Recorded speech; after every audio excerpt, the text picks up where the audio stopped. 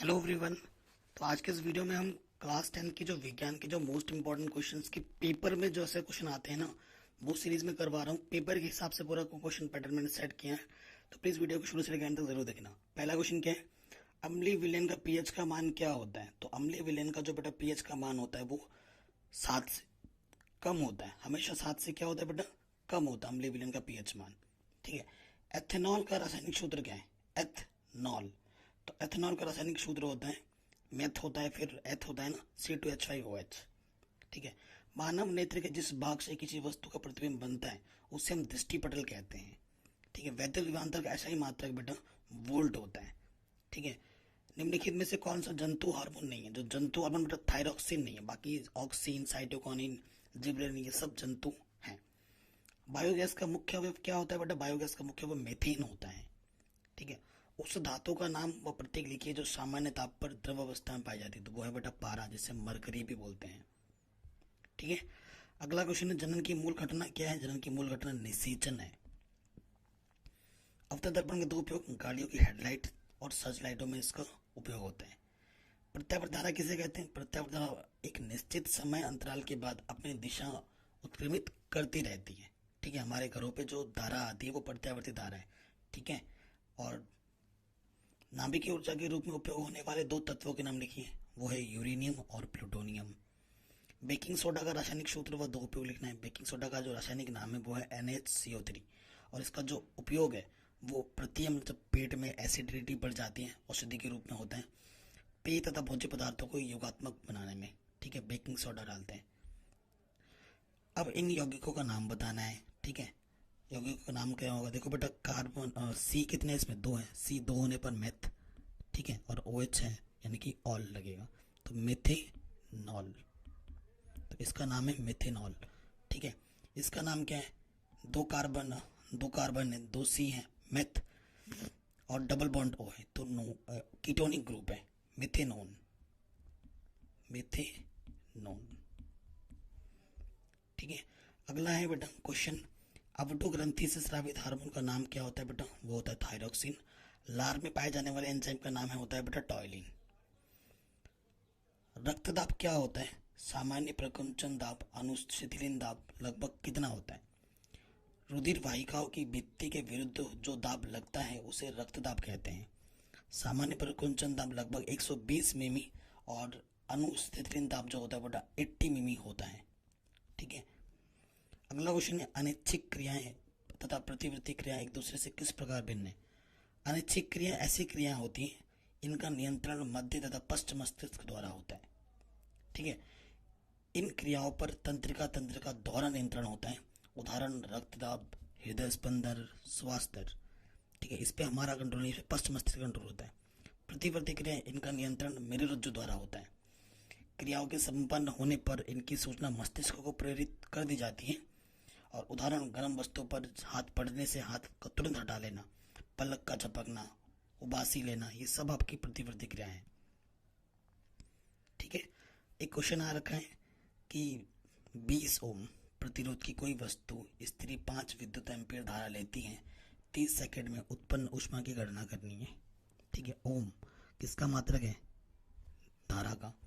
Ampere किसका मात्रक है, विद्युत धारा का। प्रतिरोध का मात्रक आपका ओम होता है, सॉरी।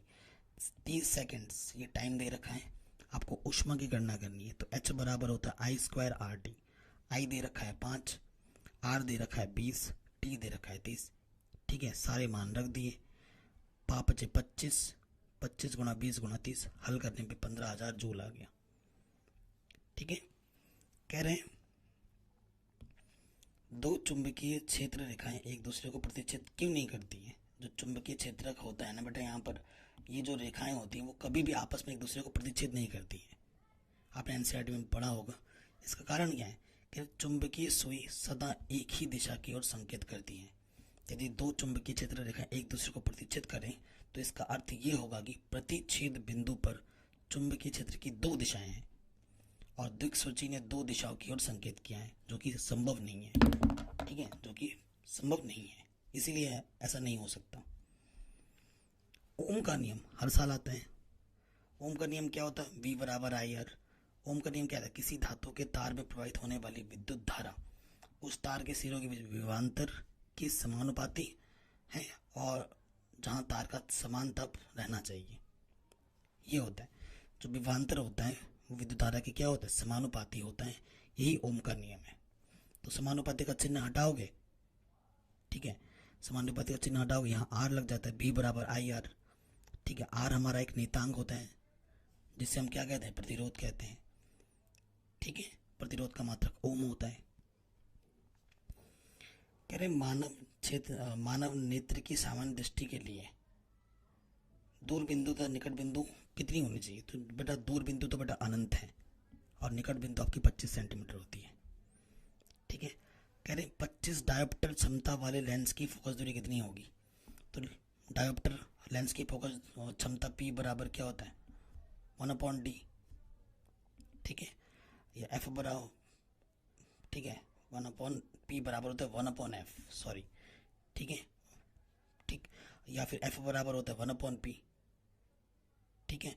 सो लेंस की क्षमता, ठीक है, और उसके लिए आपसे क्या पूछे, फोकस दूरी पूछे। तो लेंस की क्षमता आपको P दे रखी है, ठीक है, P आपको दे रखा हुआ है, आपको F निकालना है, ठीक है। 25 क्या दे रखा है बेटा, डायोप्टर दे रखा है।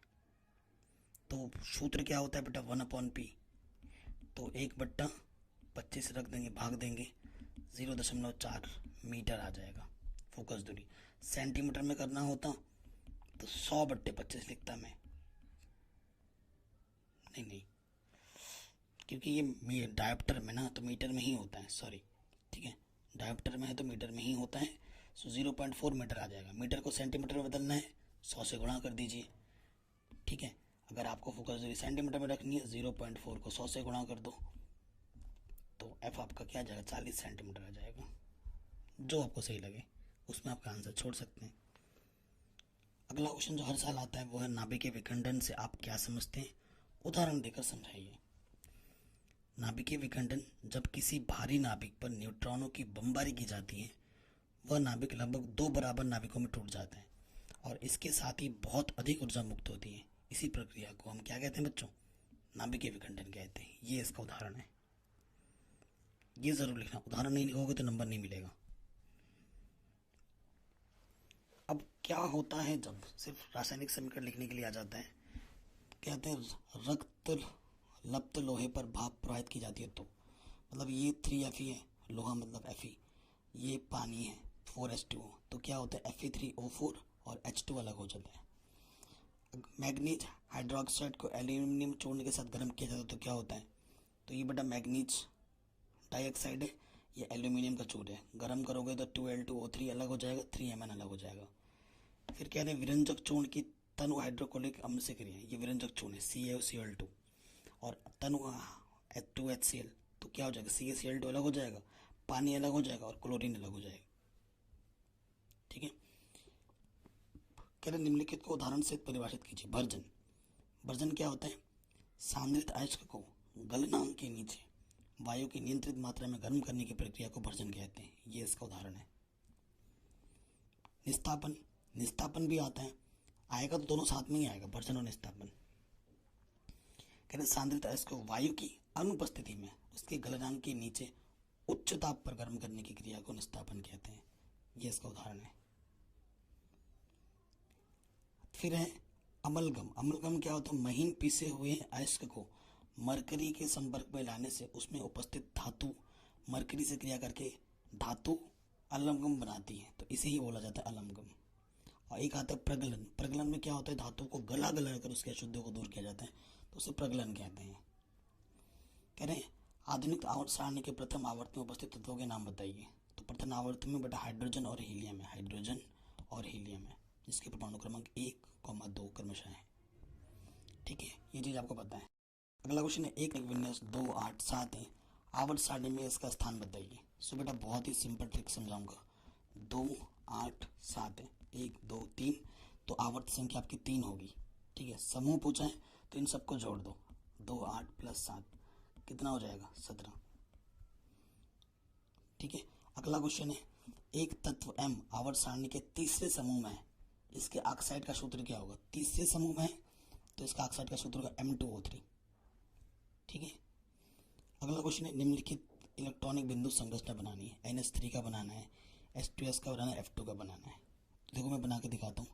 नाइट्रोजन का होता है परमाणु क्रमांक 7, तो पहली कक्षा में 2 बाहर आ जाएंगे 5।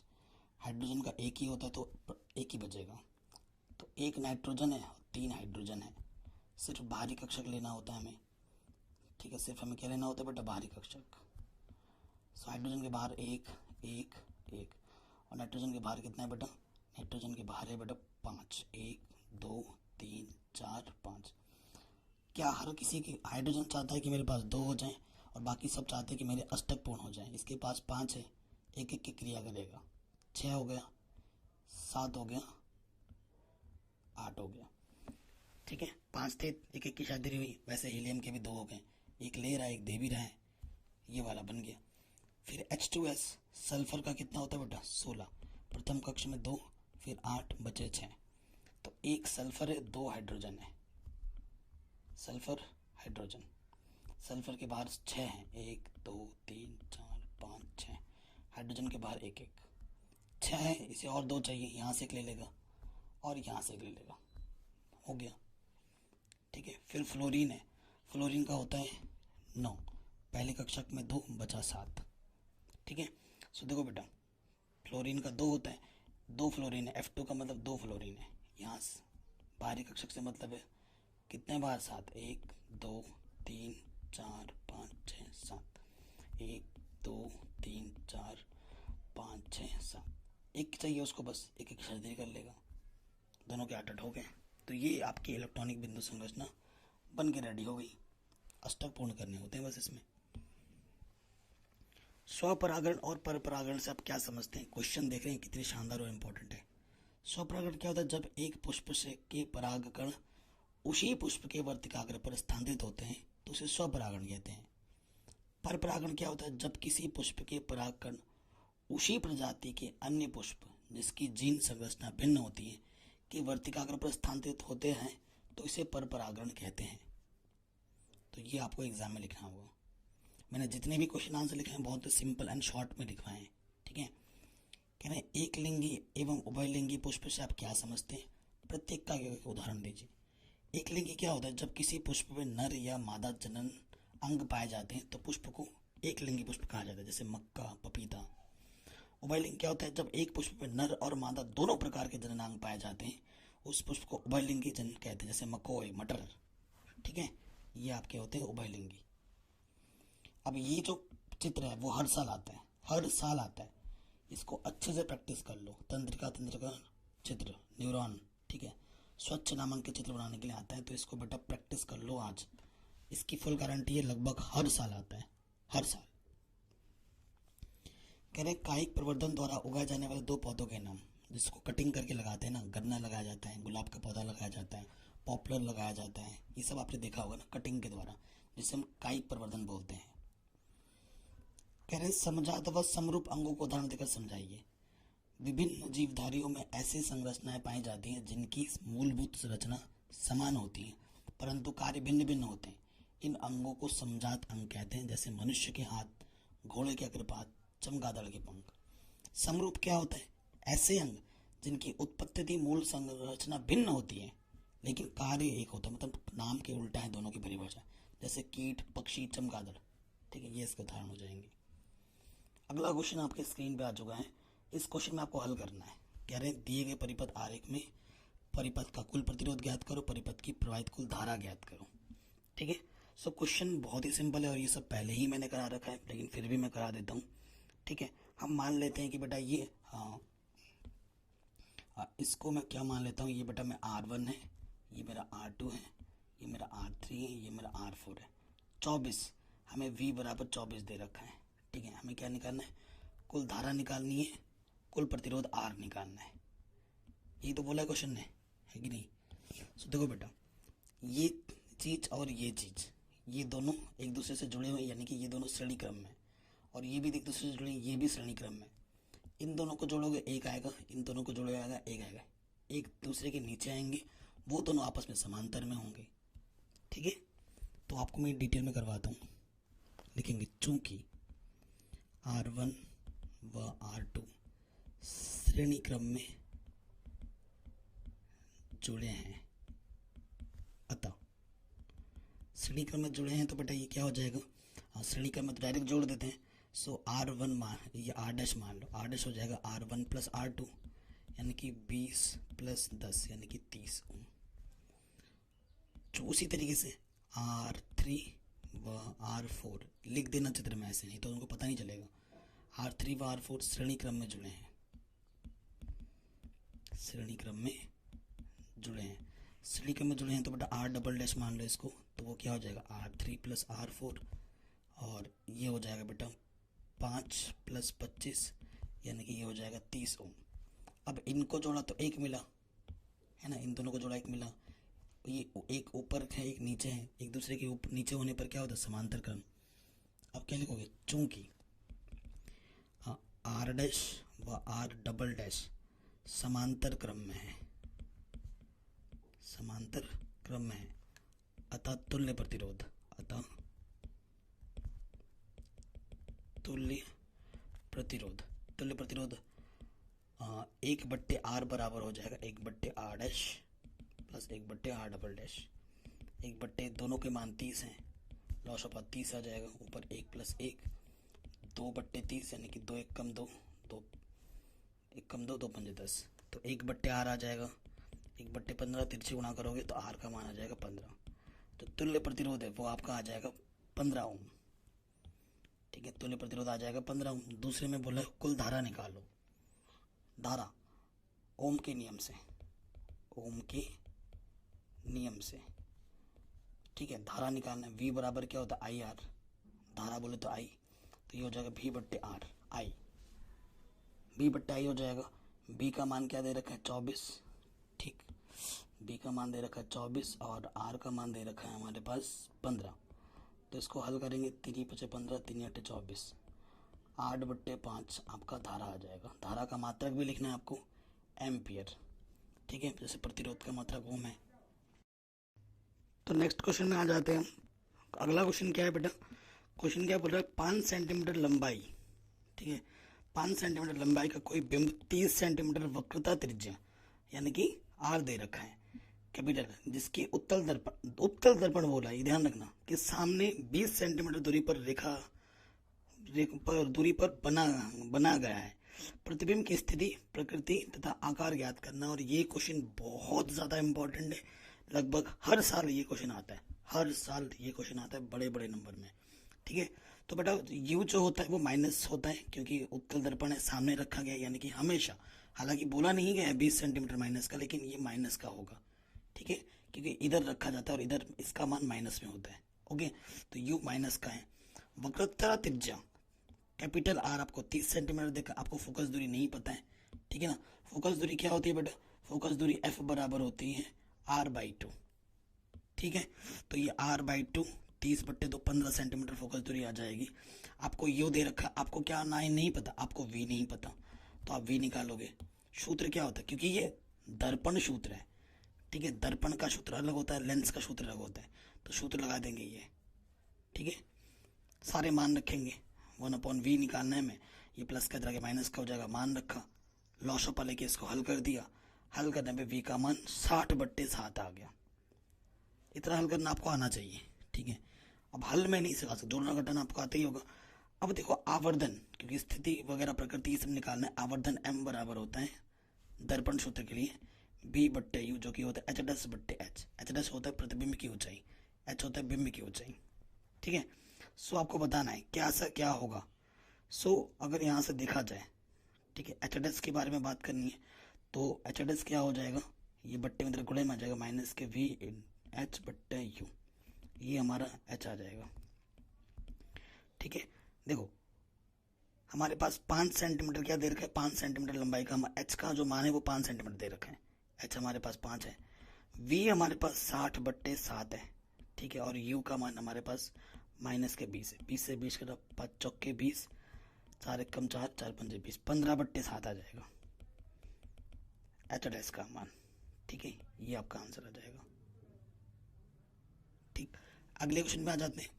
कह रहे हैं हमारे वायुमंडल में ओजोन परत कैसे बनती है, रासायनिक समीकरण लिखिए, ओजोन परत का क्या महत्व है वो आपको बताना है। ओजोन परत का जो निर्माण होता है ना, इसका निर्माण 3 ऑक्सीजन परमाणु से होता है और इसका रासायनिक सूत्र O3 है। ये विषाक्त होती है और ये पराबैंगनी किरणें होती हैं और ये इस तरीके से बनती है। ये रिएक्शन आपको लिखनी है। ओजोन वायुमंडल के समताप मंडल में पृथ्वी से लगभग 50 किलोमीटर ऊपर एक रसात्मक आवरण के रूप में पाई जाती है। यह पराबैंगनी किरणों को अवशोषित करके पृथ्वी पर आने से रोकती हैं। पराबैंगनी किरणें जीवधारियों के लिए घातक होती हैं। ये उत्परिवर्तन को प्रेरित करती हैं, त्वचा कैंसर, मोतियाबिंद का कारण बनती हैं। इनसे रोग प्रतिरोधक क्षमता भी कम होती है। यह अपघटिकों को भी नष्ट करता है, जिससे पदार्थों का पुनः वक्रण रुक जाता है। अतः ओजोन परत हमारे लिए सुरक्षात्मक कवच के रूप में काम करती है। ठीक है, जो कि क्षति हो रही है आजकल, क्योंकि हम AC चलाते हैं, हम फ्रिज चलाते हैं, हम दुनिया भर की चीज़ें गैस जाके उसको उसमें छेद कर दे रही है, होल बना दे रही है। कार्बन के 2 अपर रूप के नाम बेटा हीरा और ग्रेफाइट है। आप जानते हैं हीरा इतना महंगा है और ग्रेफाइट इतना सस्ता है, लेकिन दोनों की केमिकल प्रॉपर्टी, रासायनिक गुण बिल्कुल सेम है, लेकिन फिजिकल प्रॉपर्टी अलग है। ठीक है, एक कितना महंगा है और एक कितना सस्ता है। एक्वारेजिया किन 2 अम्लों का ताजा मिश्रण होता है? जो एक्वारेजिया होता है वो 3:1 के में बनाया जाता है। वो सांद्र हाइड्रोक्लोरिक अम्ल और सांद्र नाइट्रिक अम्ल का एक मिश्रण होता है 3:1 का। ठीक है, उदासीनीकरण अभिक्रिया क्या होता है? जब हम अम्ल की और क्षार की अभिक्रिया करते हैं तो हमें लवण बनता है और जल में अलग हो जाता है। इस अभिक्रिया को हम उदासीनीकरण अभिक्रिया कहते हैं। ये इसका उदाहरण है। सोडियम धातु को मिट्टी के तेल में डुबोकर क्यों रचाया? क्योंकि सोडियम धातु को उसका जो ताप होता है वो बहुत कम होता है। जैसे ही अगर वो वायु के संपर्क में आ जाता है तुरंत जलने लग जाती है। समजातीय श्रेणी क्या है? उदाहरण देकर समझाइए।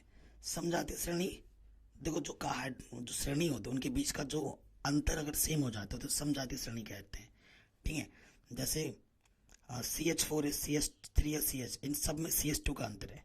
देखो CH2 जोड़ा तो ये आ गया, इसमें CH2 जोड़ेंगे ये आ जाएगा। तो ऐसी श्रेणी जिनके सभी के बीच का जो अंतर है समान होता है तो समजातीय श्रेणी है। जैसे आपका समांतर श्रेणी पढ़ा होगा आपने ना, जिसमें सारे अंतर बराबर होते हैं, इसमें भी वैसा ही कुछ है। अगर दोनों श्रेणी के बीच का अंतर समान है तो उसे हम समजातीय श्रेणी कहते हैं। रेडॉक्स अभिक्रिया क्या होती है? ऐसी अभिक्रिया जिसमें उपचयन और अपचयन अभिक्रिया एक साथ साथ हो रही होती हैं, उसे हम रेडॉक्स अभिक्रिया कहते हैं। जैसे ये वाला उदाहरण बहुत ही फेमस है। ठीक है, यहाँ पर आगे बढ़ते हैं। देखो Zn का आपका क्या हो रहा है? अपचयन। C का क्या हो रहा है? उपचयन। ऑक्सीजन का जुड़ना उपचयन, ऑक्सीजन का घटाना अपचयन होता है। निम्न रासायनिक के सूत्र। विरंजक चूर्ण का रासायनिक सूत्र CaCl2 होता है। प्लास्टर ऑफ पेरिस का रासायनिक सूत्र CaSO4.12H2 होता है। ये पता है आपको। अपमार्जक क्या होते हैं? कह रहे हैं अपमार्जक लंबी कार्बन श्रृंखला युक्त सल्फोनिक अम्ल के सोडियम लवणों या लंबी कार्बन श्रृंखला युक्त एल्किल हाइड्रोजन सल्फेट के सोडियम लवणों को अपमार्जक कहते हैं। इनको प्रायः संश्लेषित करके प्राप्त किया जाता है, जिस कारण इनको संश्लेषित अपमार्जक भी कहते हैं। ये इसके उदाहरण है। ठीक है, संक्षारण क्या होता है? आप देखते हो जंग लगना एक तरीके से। जब किसी धातु की सतह जल, वायु या अन्य किसी पदार्थ से प्रभावित होती है तो इसे धातु का संचारित होना कहते हैं। इस परिघटना को संचारण कहते हैं। आयरन को जब आर्द्र वायु में अधिक समय तक खुला छोड़ देते हैं तो इसकी सतह भूरे रंग का एक पपड़ीदार पदार्थ का आवरण उत्पन्न हो जाता है, तो इसे ही संचारण कहा जाता है। पुनर्जनन या मुकुलन से आप क्या समझते हैं? तो मुकुलन के बारे में मैंने कल की वीडियो में भी बताया था, पुनरुद्भवन में भी कल की वीडियो के बारे में बताया था। पुनरुद्भवन क्या होता है? स्पज, हाइड्रा आदि जीवों को 2 या 2 से अधिक भागों में काटने पर प्रत्येक भाग अपने क्षतिग्रस्त भाग को पूरा करके एक पूर्ण जीव बना लेता है। अगर काट के फेंक दोगे ना तो वो हिस्सा फिर से बन जाता है, तो उसे पुनरुद्भवन कहते हैं। जैसे केचुआ, सितारा मछली, ये सब इसके उदाहरण है। मुकुलन क्या होता है? स्पंज हाइड्रा जैसे सरल जंतुओं में मुकुलन द्वारा, मतलब एक होगा, एक के बगल से दूसरा होगा, दूसरे के बगल से तीसरा होगा। जैसे तालाब में एक हरे हरे कलर का देखा होगा पौधा होता है, वो एक फेंकोगे 1 महीने बाद पूरा तालाब भर जाता है। तो किसके कारण होता है? मुकुलन के कारण होता है। परागण और निषेचन में अंतर हर साल आता है। परागण किसे कहते हैं? परागकोश से परागकणों के वर्तिकाग्र पर पहुंचने की क्रिया को परागण कहते हैं। और निषेचन क्या होता है? नर तथा मादा युग्मकों के मिलने की प्रक्रिया को निषेचन कहते हैं। फर्टिलाइजेशन बोलते हैं अंग्रेजी में। और परागण को पोलिनेशन बोलते हैं। परागकण प्राय कीट, वायु, जल, पक्षी आदि के माध्यम से होता है। और इसमें क्या होता है? नर युग्मकों, मादा युग्मक, जैसे हम पुरुष और स्त्री, उदाहरण समझ में आ गया होगा। यह क्रिया निषेचन से पहले होती है और ये क्रिया परागण के बाद होती है। ठीक है, अगला क्वेश्चन, ये आप वीडियो देख रहे हैं ना, इन वीडियो को पूरा देखने पे मैं हमेशा बताऊँ, ये क्वेश्चन ऐसे क्वेश्चन है जो कि हर साल बार बार आते हैं। ये क्वेश्चन मोस्ट इंपॉर्टेंट है, 5 नंबर में हर साल आता है। ठीक है, विद्युत मोटर का नामांकित आरेख बनाकर इसके सिद्धांत व कार्यविधि को समझाइए। ये बहुत इंपॉर्टेंट क्वेश्चन है, ये चित्र आपको बनाना पड़ेगा, बिना चित्र के काम नहीं चलेगा। ठीक है, विद्युत मोटर एक ऐसा साधन है जो विद्युत ऊर्जा को यांत्रिक ऊर्जा में बदलता है। सिद्धांत क्या है इसका? जब किसी कुंडली को चुंबकीय क्षेत्र में रखकर उसमें धारा प्रवाहित की जाती है तो कुंडली पर एक बल युग्म कार्य करने लगता है जो कुंडली को उसकी अक्ष पर घुमाने का कार्य करता है। यदि कुंडली अपने अक्ष पर घूमने लगती है, स्वतंत्र होकर वो घूमने लग जाती है यहाँ पर, तो ये होता है विद्युत मोटर। कार्य क्या है, इसकी कार्यविधि क्या है बेटा, ये चित्र देखते समझते रहना। जब बैटरी से कुंडली में विद्युत धारा प्रवाहित की जाती है ना, तो फ्लेमिंग के बाएं हाथ के नियम से कुंडली की भुजा ए बी और सी डी, कुंडली की भुजा क्या है बेटा, ये जो ए बी है और ये जो सी डी है, ठीक है, बराबर परंतु विपरीत दिशा में 2 बल कार्य करने लगते हैं। इस पे 2 बल कार्य करते हैं, एक इधर काम कर रहा है और एक इधर काम कर रहा है। देखो, एक का एरो इधर है, एक का एरो उधर है। ठीक है, ये बल एक बल युग्म बनाते हैं जिसके कारण कुंडली दक्षिणावर्त दिशा में घूमने लगती है। इसमें एक बल युग्म लगता है जो कुंडली को यू दक्षिणावर्त दिशा में यूं घुमाने का कार्य करना शुरू कर देता है। कुंडली के साथ उसके सिरों पर लगे विभक्त वलय भी घूमने लगते हैं। इन विभक्त वलयों की सहायता से धारा की दिशा इस प्रकार रखी जाती है कि कुंडली पर बल लगाकर एक ही दिशा में कार्य करे, अर्थात कुंडली एक ही दिशा में घूमती रहे। तो विभक्त वलय का क्या कार्य होता है, कुंडली को एक ही दिशा में वो घुमाने का कार्य करते हैं। अगला क्वेश्चन है, 2 विद्युत बल्ब हैं आपके ए और बी, उसमें क्रमशः 60 वाट और 220, 100 वाट और 220 अंकित हैं। इनमें किसका प्रतिरोध सबसे ज्यादा होगा? ठीक है, प्रतिरोध किसका ज्यादा होगा? आप जानते हैं सूत्र क्या होता है बेटा, सूत्र होता है आर बराबर भी बट्टे पी, आर बराबर भी बट्टे पी। अगर आप क्वेश्चन पे आ जाते हैं तो देखो बेटा, शक्ति, ठीक है, ये P1 है, ये V1 है, ये P2 है, ये V2 है। तो पहले R1 निकालो, प्रतिरोध की बात कर रहे हैं ना, तो R बराबर भी बट्टे पी होता है। तो V1 कितना है बेटा, 220 और ये 60, ठीक है, और R2 कितना है, V2 वही है, P2 कितना है, 100 है। ठीक है, तो किसका मान देखो, ऊपर सेम टू सेम है, नीचे ये है। ठीक है, सो देखो यहाँ से क्लियरली पता चल रहा है, क्योंकि P1 छोटा है P2 से, अतः दूसरे वाले का जो प्रतिरोध होगा वो अधिक होगा। ये आपका आंसर हो जाएगा, क्योंकि विभवांतर दोनों का सेम है। जब विभवांतर दोनों का सेम होगा, P2 ज़्यादा है तो प्रतिरोध उसका ज़्यादा हो जाएगा। ठीक है, उस सूत्र से भी आप देख के निकाल सकते हैं। कह रहे हैं विद्युत धारा के तापीय प्रभाव पर आधारित 2 युक्तियों के नाम लिखिए। एक तो विद्युत हीटर है और एक घर पे हम चलाते हैं, स्त्री गर्म करते हैं, विद्युत हीटर। ठीक है, अगला है 2 दृष्टि दोष क्या है, इसके निवारण के लिए किस प्रकार का लेंस प्रयोग करेंगे? 2 दृष्टि दोष में व्यक्ति निकट की वस्तु की तुलना में दूर खिसक जाता है और मनुष्य समीप की वस्तु को स्पष्ट नहीं देख पाता। ठीक है, समीप की वस्तु को तो स्पष्ट नहीं, दूर का उल्टा, दूर की देख पाता सही सही, लेकिन निकट का नहीं देख पाता, उसे हम बोलते हैं 2 दृष्टि दोष। ये इसका चित्र है, देखो। ठीक है, इस प्रकार को दूर करने के लिए हमें उत्तल लेंस का प्रयोग करना पड़ता है। ठीक है, और निकट दृष्टि दोष के लिए अवतल लेंस का प्रयोग करना पड़ता है। अगला क्वेश्चन है, प्रकाश वायु से 1.5 अववर्तनांक की कांच की प्लेट में प्रवेश करता है, कांच में प्रकाश की चाल क्या होगी? और वायु की चाल ये दे रखी है, इसे भैया याद कर लो, ये दिया होगा जरूरी नहीं है, ये आपको याद करना पड़ सकता है। देखो बेटा, कांच में प्रकाश की चाल निकालनी है। ठीक है, तो n बराबर होता है C/V। ठीक है, तो V बराबर क्या हो जाएगा, C/V। ठीक है, C आपको दे रखा है 3 × 10 की घात 8, 10 की घात 8 है ये। ठीक है, और आपको V क्या दे रखा है बेटा, 1.5। अरे भाई, ये V यहाँ आ जाएगा, n आ जाएगा नीचे, है ना। तो n का मान क्या दे रखा है, 1.5, 1.5 दूनी 3, तो आंसर आ जाएगा V का मान 2 × 10 की घात 8। ठीक है, मीटर प्रति सेकंड। ठीक है, ये आपका आंसर आ जाएगा। चिपको आंदोलन क्या है, ये बेटा आप खुद पढ़ लीजिएगा, सिंपल सा है, एक बार स्क्रीनशॉट ले लो, ये वीडियो को पॉज करके एक बार पढ़ लो, आपको खुद ही आइडिया लग जाएगा, इसमें कुछ बताने की ज़रूरत नहीं है। ऊर्जा के अनवीकरणीय स्रोत और नवीकरणीय स्रोत को उदाहरण देकर समझाइए। नवीकरणीय मतलब जो बार बार बनाए जा सकते हैं, और अनवीकरण मतलब एक बार उसको उपयोग कर लोगे तो उसको दोबारा तुम यूज़ नहीं कर सकते। इसको पढ़ लेना, आप आराम से समझ जाओगे। ठीक है, बाकी जो क्वेश्चन है बहुत ही सिंपल है, इनको पढ़ लेना।